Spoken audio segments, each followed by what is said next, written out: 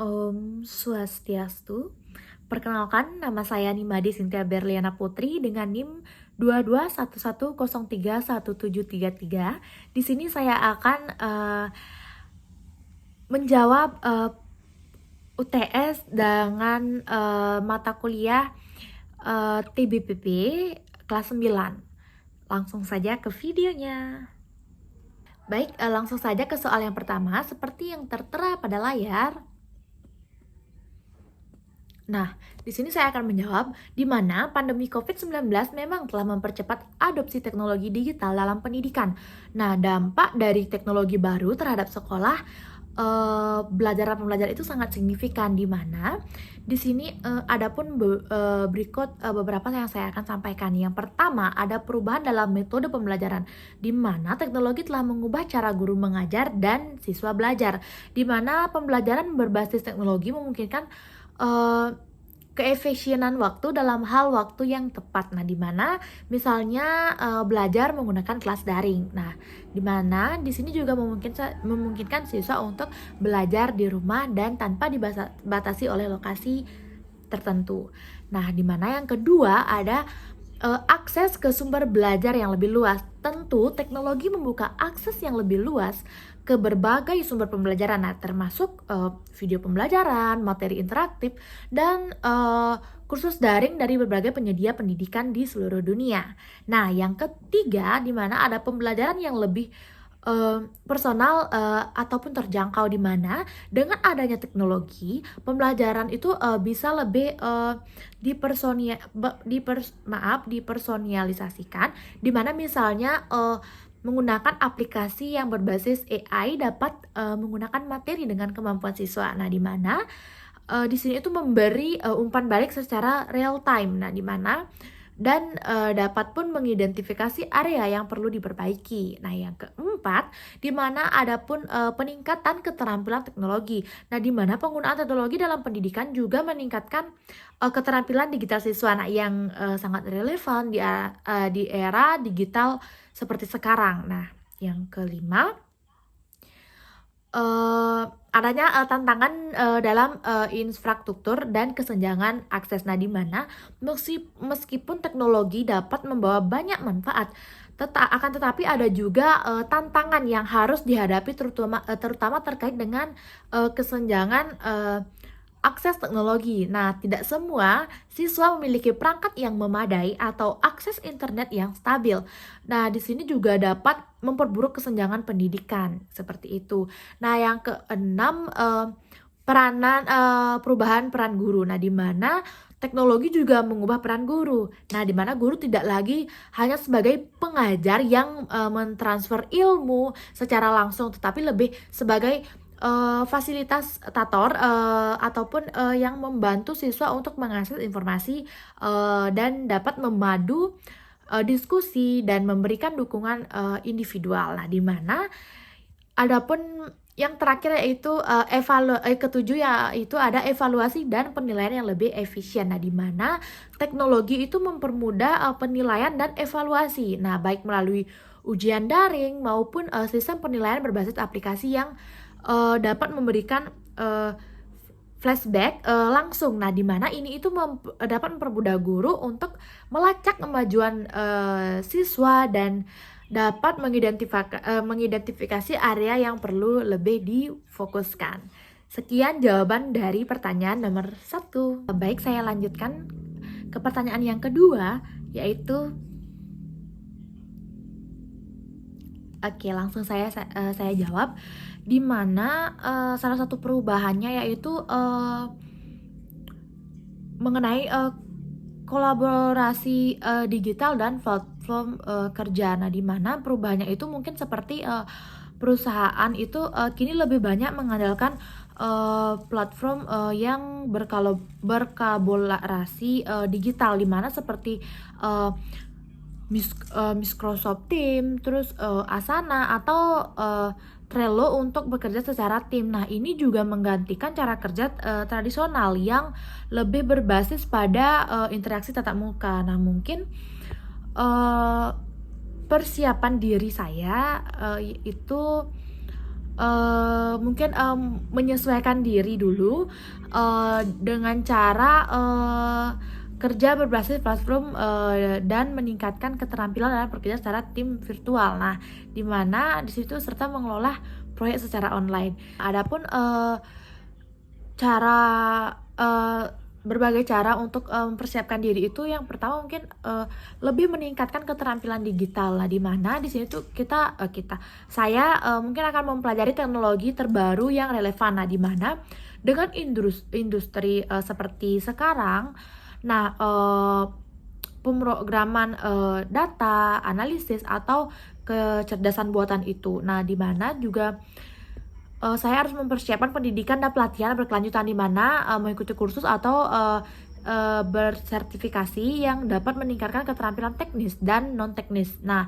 di mana juga banyak platform belajar online seperti Coursera. Nah, di mana menawarkan pelatihan yang dapat disesuaikan dengan kebutuhan seperti itu. Dan mungkin lagi dengan meningkatkan kemampuan adaptasi teknologi dan perubahan di dunia kerja. Nah, di mana teknologi dan perubahan di dunia kerja itu terjadi dengan cepat ataupun sangat cepat. Nah, maka belajarlah untuk fleksibel, terus terbuka terhadap perubahan, dan teruslah bersosialisasi. Seperti itu saja untuk jawaban yang nomor 2. Baik, langsung saja ke soal yang nomor 3, yaitu seperti ini.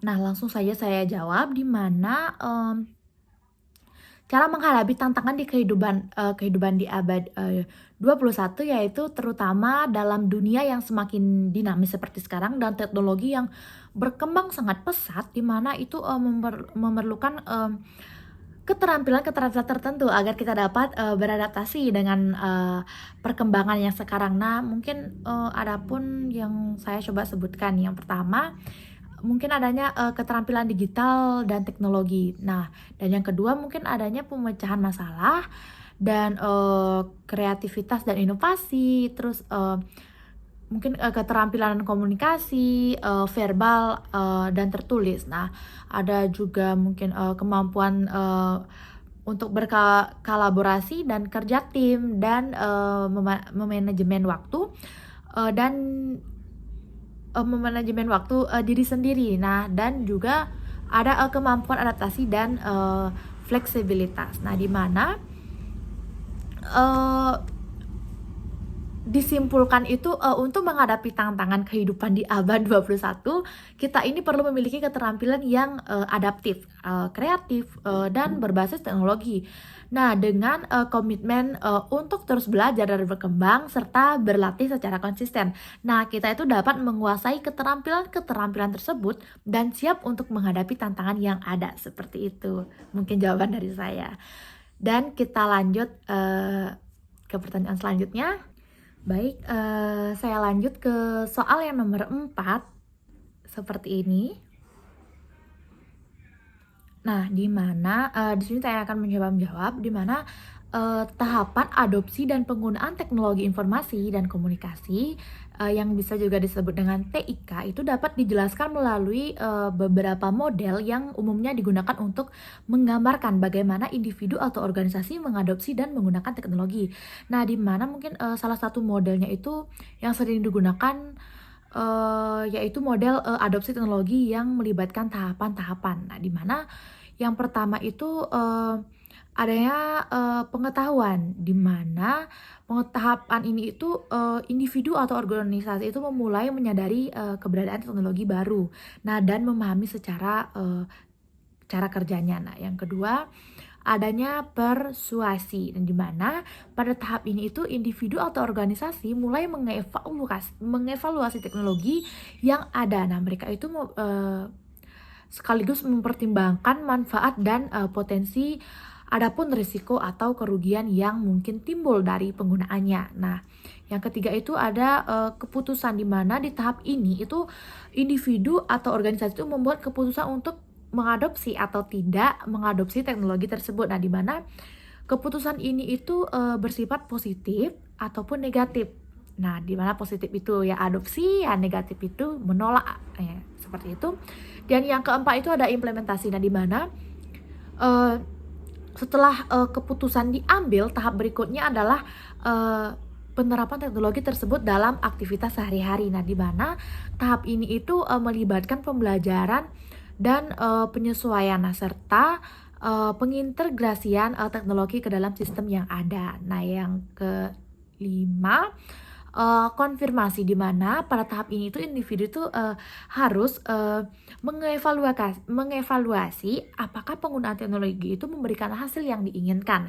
Nah, selanjutnya yang keenam itu penggunaan lanjutan. Nah, di mana setelah mengadopsi, nah ataupun setelah adopsi itu dan implementasi, tahap terakhir itu ini pemeliharaan dan penggunaan berkelanjutan.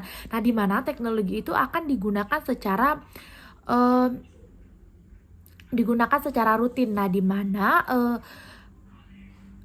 teknologi itu dievaluasi serta peningkatan berkelanjutan seperti pembaruan perangkat lunak ataupun adaptasi dengan perubahan kebutuhan yang dilakukan. Nah, seperti itu. Mungkin secara umum itu adopsi TIK itu mengikuti pola. Nah, di mana meskipun kecepatan dan cara adopsi meskipun kecepatan dan cara adopsi itu dapat bervariasi, nah bergantung pada konteks individu atau organisasi. Nah, seperti yang pertanyaan tadi itu juga ada, apakah di Indonesia itu sudah apa nih, menurut Anda apakah tahapan proses adopsi teknologi di Indonesia itu sudah tepat? Nah, mungkin proses adopsi teknologi di Indonesia itu meskipun telah mengalami kemajuan yang signifikan, masih menghadapi sejumlah tantangan yang mempengaruhi efektivitas, di mana tahapan itu tuh adopsi TIK itu meskipun banyak sektor telah berhasil mengadopsi teknologi dengan baik, ada beberapa area yang masih memerlukan perhatian dan perbaikan, di mana di situ tuh ada penilaian mengenai apakah tahapan proses adopsi teknologi di Indonesia sudah seperti yang tadi sebutkan sudah sudah tepat atau tidak. Itu bisa dibilang sudah, tapi tanda kutip tetapi masih ada yang perlu diperhatikan dan perlu perbaikan, seperti itu. Sekian jawaban dari saya. Baik, ke soal yang terakhir yaitu kelima, yaitu seperti ini. Nah, di mana baik, di sini saya akan menjawab di mana dalam era digital saat ini proses pembelajaran di sekolah itu yang harus menyesuaikan dengan perkembangan teknologi dan kebutuhan siswa yang semakin terhubung dengan dunia digital. Nah, untuk pencapaian pembelajaran yang efektif di era digital, mungkin ada beberapa pendekatan yang penting yang perlu diterapkan, yaitu mungkin dengan pendekatan pembelajaran berbasis teknologi dan juga pembelajaran personal dan kolaboratif, dan juga pemanfaatan data dan analisis untuk meningkatkan pembelajaran. Nah, dan juga ada pengembangan keterampilan abad ke-21 seperti soal yang sebelumnya menyangkut abad ke-21. Nah, mungkin itu saja, dan di sini juga tadi ada soal dan bagaimana pula cara untuk melakukan penilaian terhadap proses pembelajaran yang berlangsung. Nah, di sini itu cara penilaian pembelajaran di era digital sekarang mungkin ya.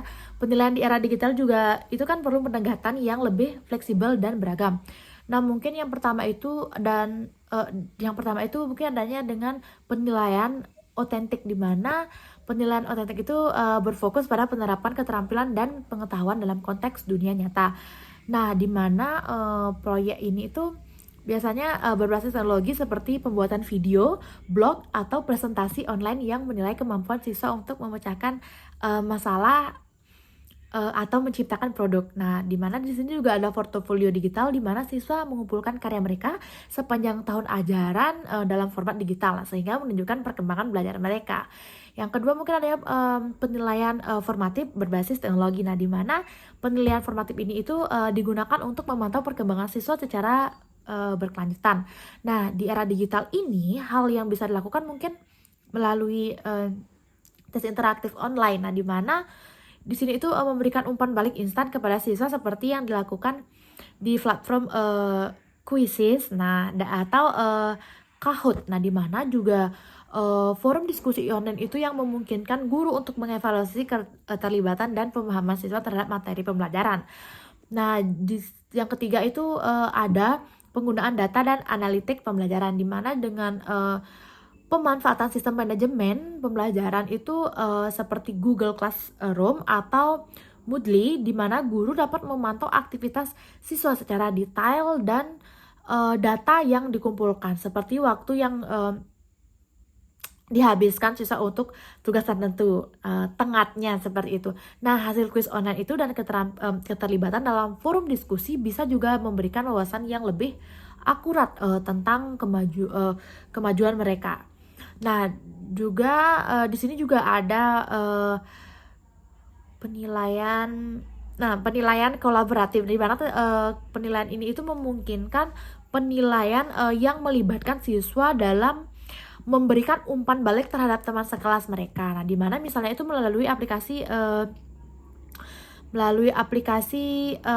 platform, nah yang memungkinkan siswa untuk menilai atau memberikan umpan balik terhadap proyek teman sekelas mereka, baik secara individu atau maupun dalam kelompok. Nah, di mana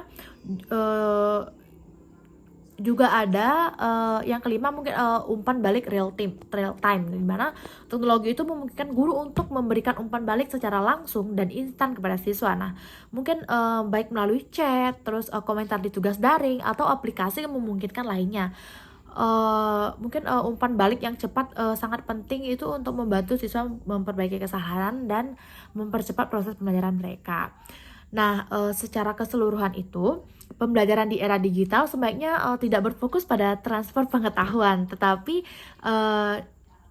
maksudnya tidak fokus mentransfer pengetahuan itu, kita itu juga harus mengembangkan keterampilan yang relevan dengan ketentuan zaman. Nah, dengan pemanfaatan teknologi yang tepat, pembelajaran dapat menjadi lebih fleksibel, personal, dan relevan. Nah, sementara penilaian dapat lebih berbasis data dan fokus pada perkembangan siswa secara keseluruhan. Seperti itu. Sekian jawaban dari saya. Baik, sekian video dari saya. Maaf bila ada salah kata. Saya tutup dengan Paramesanti.